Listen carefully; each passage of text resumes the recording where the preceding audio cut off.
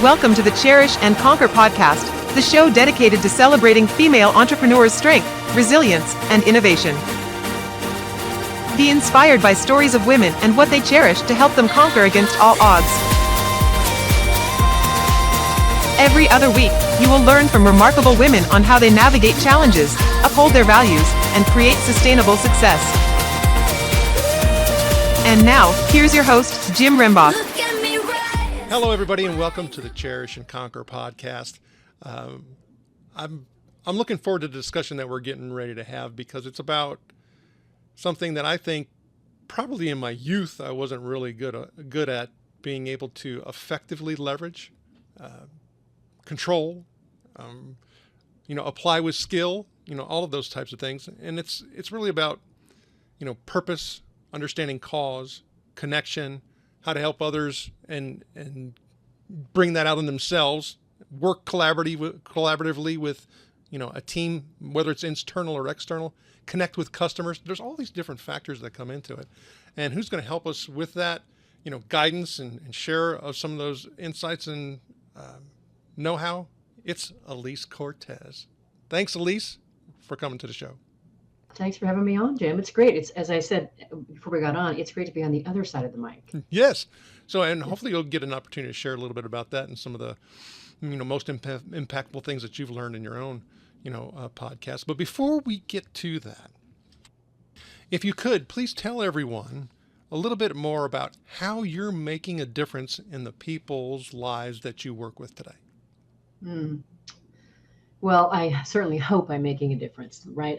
But every once in a while I get some really wonderful glimmers that I am, and it's incredibly gratifying. So really what we're doing at Gusto now is we are activating meaning and purpose in leadership and cultures. And what that really means, Jim, is that we are teaching people how to access their own meaning systems, learning how to be able to better connect with their own higher emotions that really fuel them with energy and charge, joy and power. And once we do that, then we can really turn on their creativity, their ability to and desire to want to really dig in and give more of themselves to their work effort and to their organization. And ideally, then they feel more unified and connected to the people that they're working with. So really, at the end of the day, we're impacting leadership and culture. That, when you say it in that context, impacting leadership and culture, and even many of the things that you use to describe, in all fairness and with all due respect, is thousands of people who are impacting culture and transformation could say the exact same things, right? Mm-hmm. So how is what you're doing different? And you've actually have a book called the Great Revitalization. I almost said it incorrectly. The Great Revitalization. We're talking about great resignations. We talk about employee engagement. I think yet another statistic says it's all-time low, all of those types of things. So, you talk about the spend associated with this particular issue. Even when you start getting into employee recognition, it's literally in the billions of dollars, but yet it's not making a positive impact. Help us make sense of this. Yeah, one, I would say a few things to that, Jim. You're right. Companies spend a boatload of money on this because it's a problem. I do think that part of the issue is people are very resistant to learn and change. They want to just hang with what they've known. So you do need to reinforce it. It can't be just a, one and done kind of thing. It needs to be an ongoing effort within the organization to learn what's being taught. But you asked me to distinguish my particular way of navigating leadership and culture, and specifically, it is meaning and purpose. And so really, for example, why is my company called Gusto now? Well, how many companies do you know that have Gusto in their name? What we're really out to do is really help people to enliven themselves from the inside out, to find and connect with their passion again, to learn what it is, to be able to inspire others, to be able to be part of an order, to be able to communicate in a way that allows people to really understand, hey, we're part of something magnificent here. This is worth my time. This is worth this part of my one precious life. It's not about managing spreadsheets. It's not about, even although I do teach how to meaningfully delegate and such, there's always going to be a sprinkling of how do we do this in a way? How do we communicate in a way and exist in this company in a way that actually leaves people better and inspires them, and they leave more energized than they do depleted. And I don't know that too many organizations that are teaching leadership are really focused on those particular kinds of elements. Okay, so you mentioned Gusto now as a name, but isn't it also a framework? It is, yes. It's lots of things. Actually, I have a Grab Your Gusto program. That's one of my keynote speeches. It is a framework. It is an operating system. It's a philosophy. You're right. It's a lot of things. Okay. Needless to say, and you kind of hit on this a little bit, and maybe you can kind of open this understanding up a little bit more, is we're talking about transformation. We're talking about change. People don't like to do it. So the undertaking and the effort to be able to do it has to be, significant. And this reminds me of something that was said a few years back by a very wise business owner who ended up selling, 50 plus car dealerships for multiple $1 million sums. And we were talking about change and transformation. And he was talking specifically about it in the traditional church type of environment. And he was referencing the growth of non-denominational churches and how they're able to attract, people where the traditional churches were having difficulty being able to grow. And this is one thing that he said when he was talking about their ability to grow. And he said, their opportunity is they don't have 150 years of legacy to deal with. So when you start talking about transformation and change, regardless of toxicity levels and things like that, what can an organization, what can they expect, when they start talking about startup growth, those types of environments, and, new versus legacy and entrenchment and, entitlement. Kind of help us make sense of this. Myrina.ai draws inspiration from the legendary Amazonian Queen Marina, embodying resilience and strategic brilliance. With our AI-powered SaaS platform, we equip women-led businesses for success in the evolving landscape of AI and business automation. As a partner and community for female-led businesses, Myrina.ai maximizes their potential using AI while providing essential support. Ready to amplify your success using AI with like-minded ladies? Register or learn more at myrina.ai. And now, back to our interview. Boy, that was a lot. I'm not really sure where to dive in on that one, Jim. You went in lots of different places there. Is there a certain place you want me to zero in? But I feel like there's a lot I could go with there. Yeah, and you know what? Sometimes I do that. It's the creative. Okay, good. All right. The creative thinker in me. All right, I can be creative too. Well, first let me say this. I want to back up and say something important about change. Sure. Change is, people say that people don't like to change, people don't change, but that's not entirely true. They will be happy to change when they have been convinced of why that's a good thing and why it's in their best interest. So I always like to say, I just was doing a change management initiative in a team building session earlier this week. If I, for example, come to your house and I park your favorite brand new car in your driveway and I pay for the insurance and the gas for a year, I'm guessing you might be okay with that change. Probably, right? It's when we don't have a say in the matter that change is really kind of interesting and we don't really like the change, right? So the opportunity is to figure out, how do we situate the change, meet people where they are with the change so that they can start to see how this what we're asking them to change to is actually better for them. And that takes a lot of work, and it takes getting on their same level and then helping paint the picture of what, and sometimes we discover in explaining that the change really isn't better for them. And then in which case I hope we go a different direction. So I wanted to say that first about change. That's really important, because otherwise, if you just say people don't like to change, there's no agency in that. So then back on what you were saying with this notion of, I forget how you said, safety or fear or something. I am amazed how many organizations have psychological safety issues. It's not safe to speak up, and there's so much that gets communicated when you're talking and sharing a pitch and the boss starts looking some other direction, you know that they really aren't on board with your idea. So that in some ways signals for you not to share another good idea. It's not safe to bring up new ideas. And I heard one of your other guests talking about this. Gosh, it's hard to be a leader today. There's so many expectations, and you are expected to be so well developed and so, not perfect, but pretty well, strong in many different ways. And so this isn't a bash on leaders. It's hard. You are on stage, as one of my other friends often says.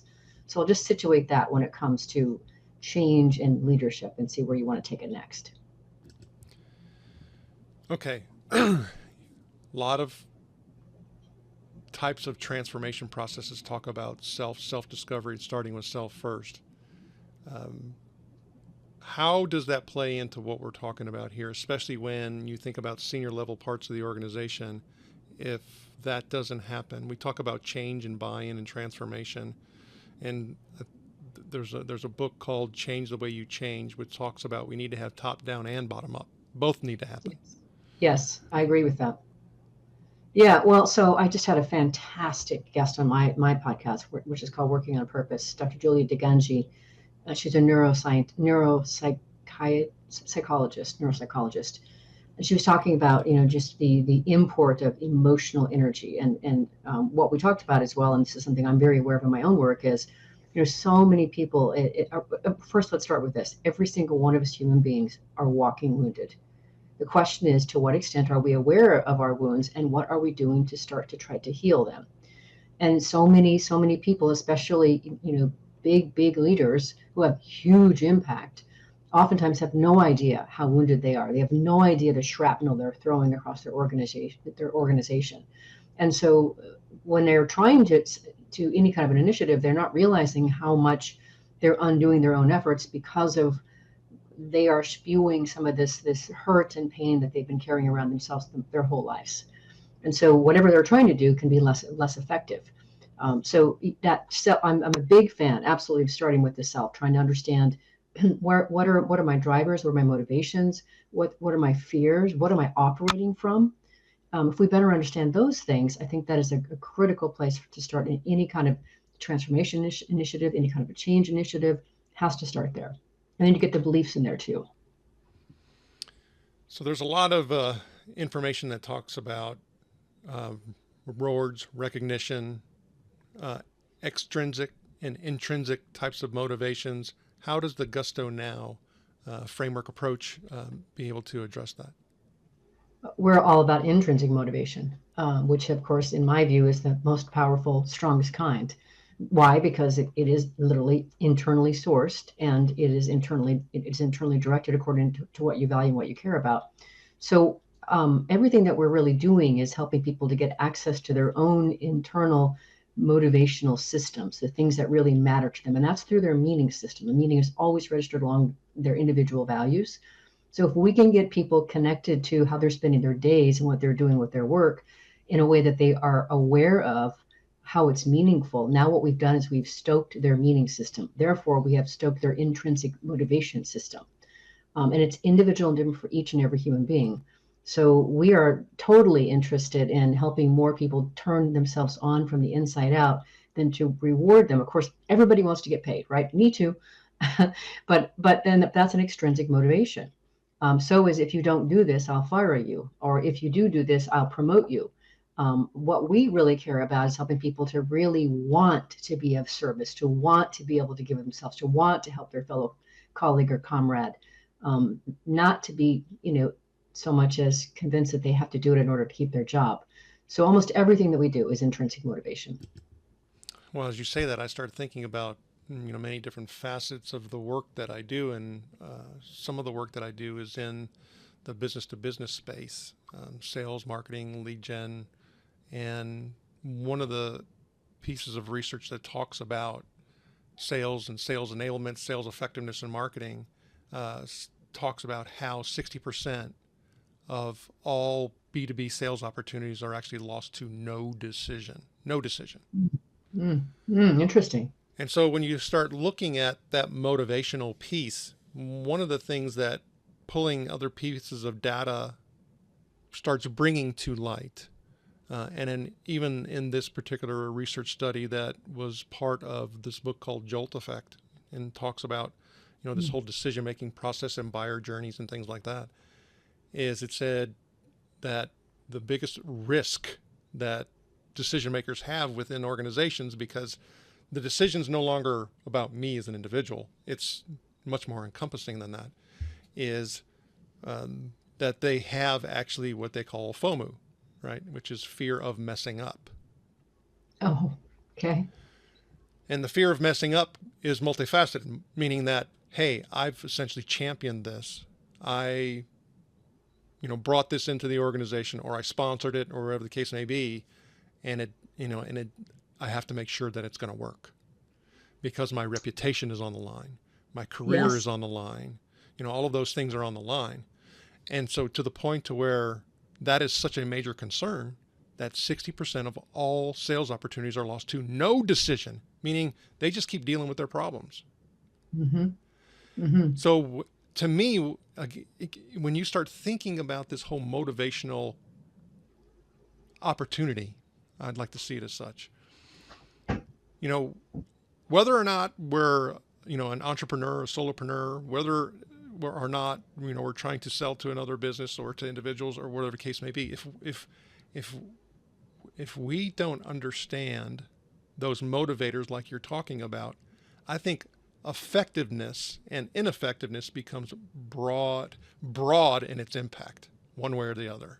What are your thoughts on that?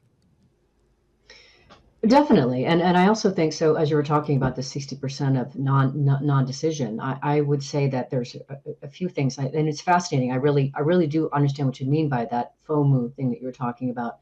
And this is my reputation, and I don't want to mess up by bringing this organization in that maybe won't follow through or just mess things up worse. But what I would also say to that is that also tells me that whoever was presenting the solution really didn't connect with their actual problem in a way that made them believe that they really could solve it for them. So that might also just speak to ineffective salesmanship or whatever, just not really being clear about what is the client's problem and how can your solution actually come through for them. That's one thing that was going through my mind. But I can tell you this, just this last week, Jim, you'll find this interesting. I was referred into a university here in Texas. They're going through a bit of a reorg, and teams were changing. And so the VP who brought me in was referred to me by someone who also had worked with me before. So I already had a little bit of a leg up there because I was a known. And he was kicking off his new year, and he was hurting. So what I said is, he said, let's do team building. I said, we're not just doing team building, but this is also change management. Anyway, so I said, I really think that before I come in on campus to do these retreats with your team, I need to be able to interview each and every one of them one-on-one to understand and get into their heads and their hearts. And then I can design the session to meet those needs. And he said, well, but I want to save some money. And I said, I'll forget it. I'll reduce my fee. I need to do the interviews. So I did the interviews, and I realized, there was a lot of really, really hurt feelings, and really just all kinds of major emotions swirling about. And so I designed the session to be able to have an open bit in there where there would be an open forum to really openly discuss these really raw emotions, which is scary for any leader to, imagine that they're going to do that. And so I did that for the two separate teams, one being folded in and then the full team, and it went great. And afterwards I said to him, thank you for trusting me. I did present what I was going to do in the retreat, so he knew what I was going to take his people through. But he could have said, "No, I don't want to do that," But he did it. He trusted me, and so there's, you do at some point. And so he did put his neck out, right, for me. But the results were fantastic. But he did have to trust me. He did. And the only thing that I would say to what we've been talking about is it has to be enough pain in there to be able to cause that motivational turn to say, okay, I'm willing to throw the dice, right? So if you're in an apathetic state, things are okay, they're not so bad, it's going to be really hard to get a decision on that. So what I found in my work is that most of the time when people hire us, there's some kind of a pain point that allows them to be able to stick their neck out. Well, and I think you hit on an important point too, and why so many people want to cherish them, is referrals do build that trust factor up quite a bit. Yeah. That kudos for you to be able to get that, because I think that allowed you to execute, and be successful. So here's one question that I love to ask is, what inspired you to start your own business, and how does it align with the concept of cherish and conquer? Okay, so the easy answer to the question, I started my practice really in 2003, which nicely coincided with the exact same time period that my daughter was born. And so at the time when I was married, my ex-husband had a big consulting job, was the road warrior, was on the road. And I was like, somebody's got to be home base. If I work for myself, I've got a better chance of being able to control my schedule. So I did. So that's what launched it. And then really, it just really evolved over time. I would not say up until really, probably 6-7 years ago that I could move into the cherish and conquer realm, which is when I really found my way into the meaning and purpose. Well, my niche became meaning and purpose. And now what it is for me, Jim, is I get to live my purpose through the work that I'm doing by awakening people and organizations to their passion and their purpose, and then inspiring them to make a contribution worthy of their one precious life. Why? Because I needed that myself. So, we often, are ministering to others in the way that we needed to be ministered. So I cherish that I get to do work that is wildly meaningful to me, that is a direct expression of who I am in the world, and that in the process, I literally get to watch people's molecules change when I'm working with them, watching them transform. I really cherish that. And the conquering piece is, I'm so stubborn, Jim, that I tried working for another organization for a couple of years after I got divorced, and they taught me so much, and they were a great organization, great culture, good product and service, but I just can't work for somebody else. That's so conquering that all of the fears along the way of being able to do what I really wanted to do, and make a living and pay the people that are helping me out to do this, and conquering all of that and developing and replacing them with other beliefs and mindsets that are higher serving. It's an ongoing life journey. Thank you for sharing that. That's very insightful. I think a lot of times we kind of want to have it all together. That's the ideal, right? Before we start taking on some of the risks of, entrepreneurship. And my mother-in-law had made a comment to my wife around children, and being able to be an effective parent. And as she said, she goes, "You grow with them as much as they grow with you." No doubt. So Yeah. when you start talking about the being on your own and having your own business, and then you said you found the focus that you were on, and that you actually help other organizations with right now, which is part of the work that you're doing. What were you doing prior to that? How did that transition happen? At the core of Myrina.ai is customization and the innovative AI you process, which uses AI to infuse your personality, style, and vision into cloning you and growing your business. Are you ready to amplify your success using AI with a community of fellow female entrepreneurs? Go to Myrina.ai today. And now, back to the interview. Yeah, such a great question. So really how it happened, what happened was, I love that phrase, is so when I did my PhD research in meaning and work and identity, and I finished that in 2005, it just kind of sat for a bit. And then when I started teaching in college again, at the University of Phoenix first, and then Southern Methodist University in 2011, I got the academic bug again, the intellectual rigor that I love, and just swimming in that space of ideas and learning came back. And I was like, okay, I'm gonna go back, and I'm gonna augment my meaning and work and identity research that I did back for my PhD. And when I did that, I interviewed 115 men and women, and I found these 15 modes of engagement. When I looked at the level of meaning that they were experiencing along Maslow's hierarchy, and how the work either related to them as either expressing themselves, fitting with them, resonating, inseparable, in conflict, whatever, I found these 15 modes of engagement. And one of them, the second highest, was living your purpose. all the way down to the very, very least one, which is and the most negative one, which is existential crisis. And people actually are walking around an existential crisis in their work. But once I got into that space, it was like, Jim, it was the coolest thing. It was like, the more I got into that, and it was like, I like to think about it as, it's like closing your eyes and just allowing yourself, you're supposed to figure out where you're supposed to go next. And where's the next lily pad that you step on? It's right here, like that. And every time that I kept getting further in that research, I was more and more convicted that this is something important. This is meaningful for me, and it's important to the world. So once I was on to the whole notion of meaning, and then I knew that this was 2014. Then I knew that later that year, in December, I was going to go to India to present my results at a research conference and get academically published, which was important to me. Loved the idea of going to India. It was on my bucket list. But in November, just before I left, I got the chance to work with a brand new client, and they said, we want to do something celebratory around engagement, kind of finish our year. And I said, well, I have this brand new research. Would you like me to create a workshop around that? And I said, yeah, you do that. That's great. So I did the workshop, and they absolutely loved it. And I was like high as a kite as I'm leaving this client site. I'm driving home, and my phone rings. And I kid you not, it's Voice America calling me, and they're saying, hey, we found you on LinkedIn. We went to your website. We see that you're a consultant, a speaker. She makes for a good host. Do you want to host your own show? And I held the phone away from my ear, and I was like, this is all connected. This is all connected, right?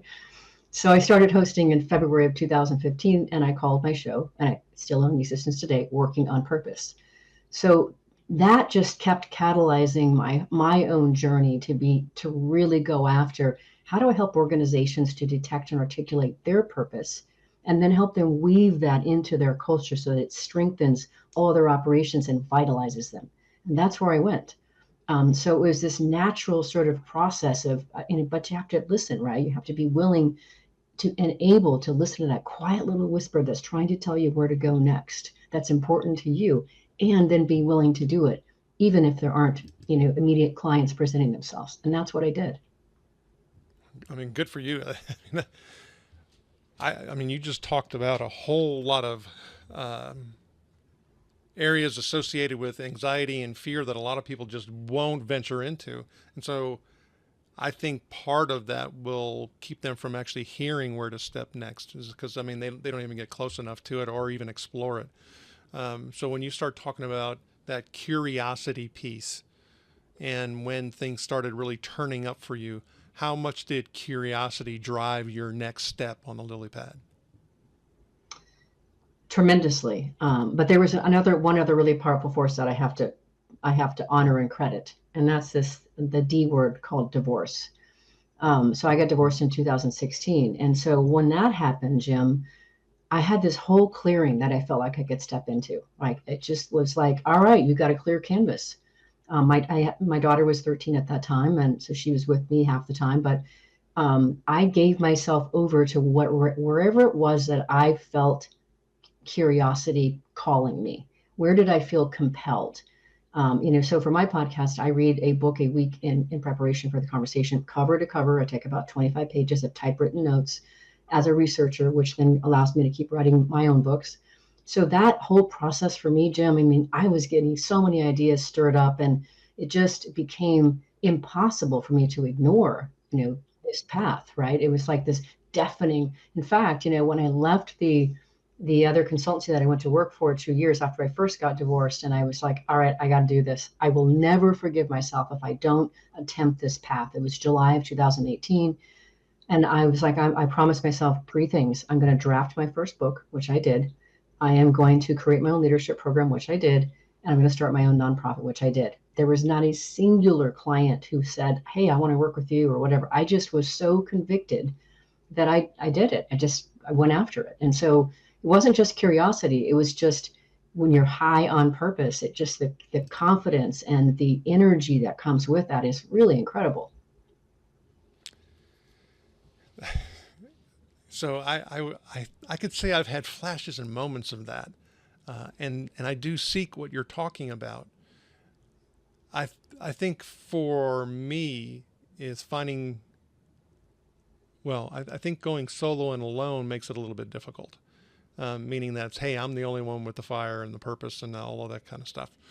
How do you get to the point where you can find essentially kindred spirits, you can find partners, because you alluded to this a moment ago, even when you start talking about your own business, I need to find others that can be essentially on this bus, if you want to call it as such, with me, because you can't go it alone. I mean, you need to have, others as part of your team somehow, some way. How do you go about recruiting and finding those people? Because you kind of hit it on a little bit, but there's got to be some type of, screening, expectation setting, all of these things that I know would also apply to if I'm wanting to grow a business. Well, first, association is so powerful. So I happen to be a conscious capitalist. I also serve on the board of Conscious Capitalism here in Dallas. So that's a whole community of people that also really believe in business as a force for good to elevate humanity. So there's already a whole group of people that I associate with that already think like me and continue to inspire me and are also sources of good referrals for people to work with me, as well as people who might want our services and such. So I know you're talking about the vantage point of recruiting people, and what I have found is people, when I go out and speak, Jim, and talk about this notion, I have a signature talk that I give, is grab your gusto to live with passion, work on purpose. People really opt into that message. It's enticing. It's like, yeah, I want that. So I haven't had a hard time really getting people who want to come work with me. In fact, I want to develop more business so I can bring on more people because I want to develop the team. So I haven't really had that so much per se. And that's really when your brand is strong, then that people should opt into or opt out of, that brand. And that's what's happened for me.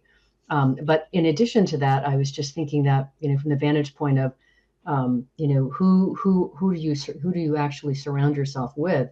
For me, I mean, being around other conscious capitalists, and I had an amazing guest on my show that I recorded. His name is Payam Zamani, and he's an Iranian immigrant who created with his brother AutoWeb and brought it to IPO in, I think, in 1999. Amazing human being, inspires me to no end, right?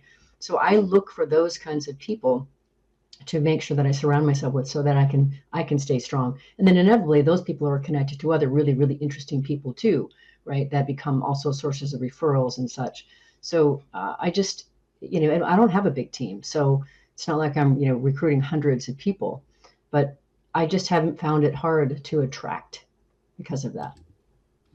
I mean, that makes sense.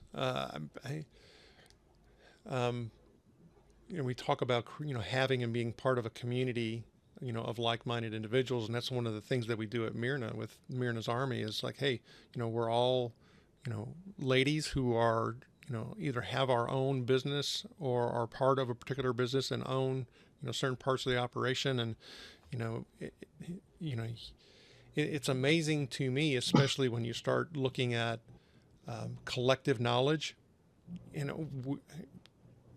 I was just a part of a group meeting and cohort the other day, where as people were talking, and you kind of said it a moment ago, even with the whole book thing, I'm sitting there and I'm taking notes and I'm even recording the session because all the different perspectives that get shared. It's like, I can't pay for an education like this. When you see Right. people coming from all these different perspectives and wanting to help one another and, seeking information, it's something that I would dare to say, if you, as an individual, if you're not part of that, every single week, somehow, some way, and in multiple,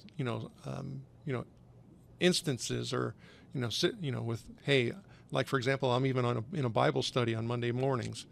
That's, essentially a sharing community where people are trying to support and help one another, and I have my business, meetings. I think it's if we don't do that, the whole isolation essentially starts collapsing in upon us. Is that something that you use as that motivation when you start talking about transformation? Is this whole collective nature and, mentorship and collective knowledge? Definitely, right? Definitely. And yeah, and I too, I mean, I always have mentors myself, right? So one of my mentors, I'm very happy to share, is Dr. Lance Secretan. And he is an 85-year-old man who skis 100 days out of the year, kayaks 100 days out of the year, travels 100 days of the year, and continues working pretty much full time. And he's this beautiful spiritual man. So we align very much on inspirational leadership. And then that community comes with all kinds of other people that also we pour into each other and help. So to your point, that sort of that mentor group, I tap into that all the time. And then of course my guests, I learn so much from them. And then I also say that, you provide a service, I know for women to I think it's, I'm not sure, I won't speak it, but I know that you certainly help women grow as well.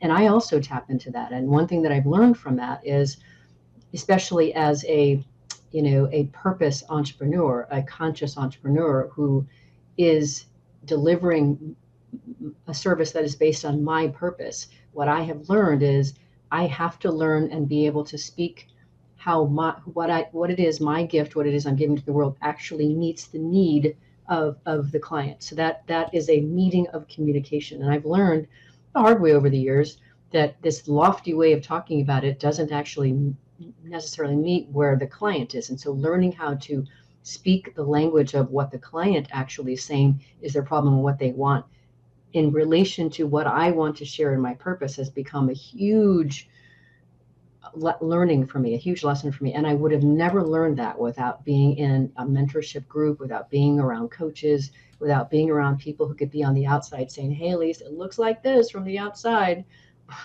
you might want to tweak this or fix this. That's for sure. Okay, so how do you ensure that your business practices align with your core values and ethics? And thankfully, I'm so grateful for this, Jim. My business is who I am. It is an absolute expression of me as a person, my personality, my values, and my purpose. And so and what's interesting is people opt into it and they also opt way out of it. Like, I don't want anything, that's just not me. Right.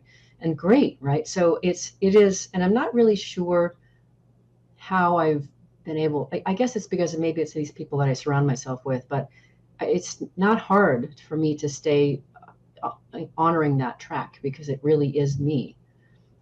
So I haven't had a problem with that. Okay, so then I would dare to say that a lot of people that deal with the imposter syndrome, based on what you're talking about, you don't have an issue with, or would that be a false assumption?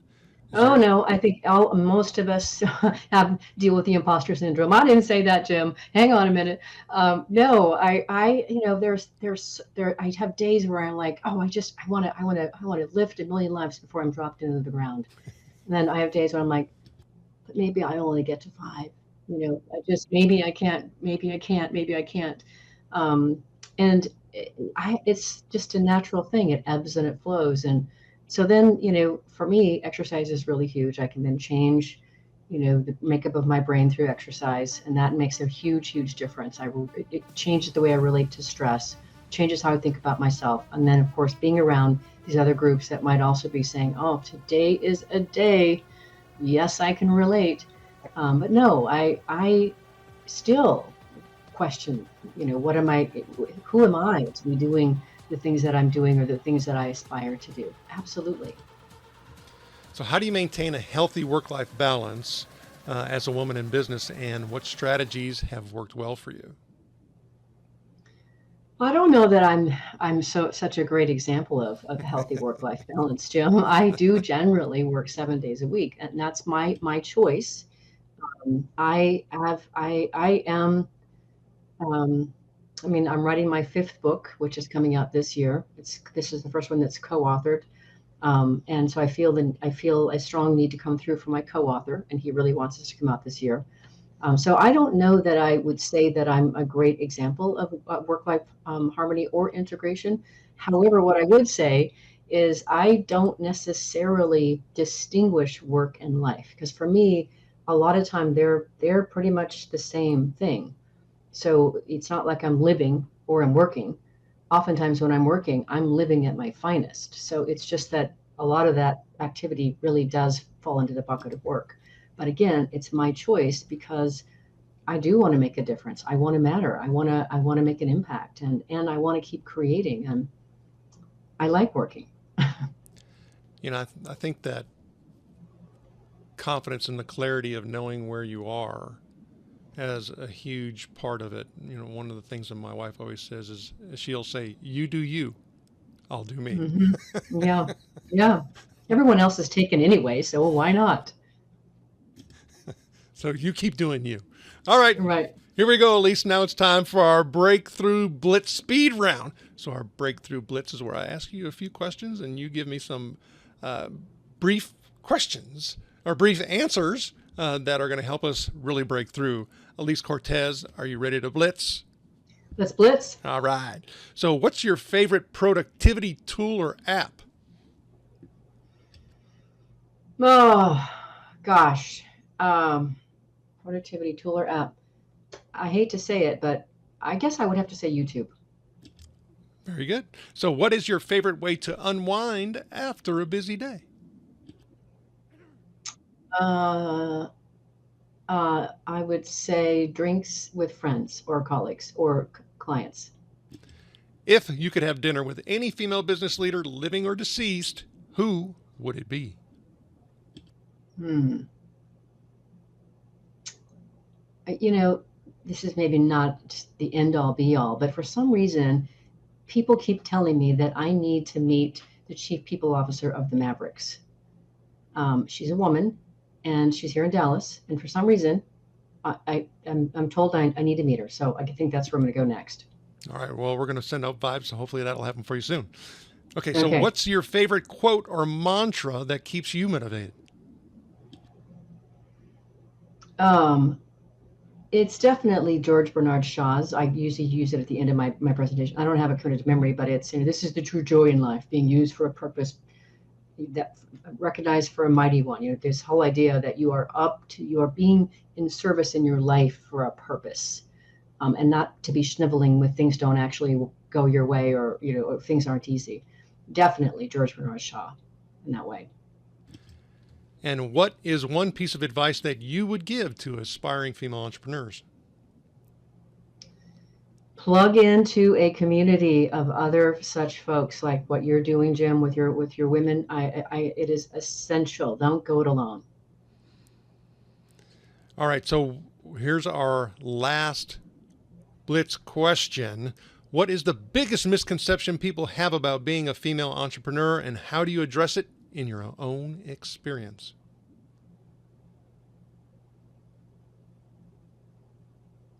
I guess misconception. I suppose the biggest misconception is that she's not going to make it. And how do you address that? One is, you just vow to yourself never to give up. And two, again, back to the whole thing of surround yourself with other people that are doing something similar. The worst thing that you can do is be around the naysayers that tell you not to pursue your dream, not to pursue what you really want. And they have mostly good intentions, but really, they're just trying to protect their own decisions and choices. Alise Cortez, how do the Cherish and Conquer watchers and listeners get in touch with you? Easy enough. You can go to my personal website, which is just alisecortez.com. If you go to my business website, which is gusto-now.com, you'll find more resources and things like that. You can always find me on LinkedIn as well. Easy. Alise Cortez, I've had a great time chatting with you today. Thank you for sharing your knowledge and wisdom, and we wish you the very best. Thank you, Jim, to you as well. Thanks for tuning into the Cherish and Conquer podcast from Marina. Join our community of trailblazing women at community.marina.ai and get access to exclusive resources, checklists, and guides. If you found value in today's episode, please rate, review, subscribe, and share it across your social platforms. See you soon, and remember, barriers are for breaking.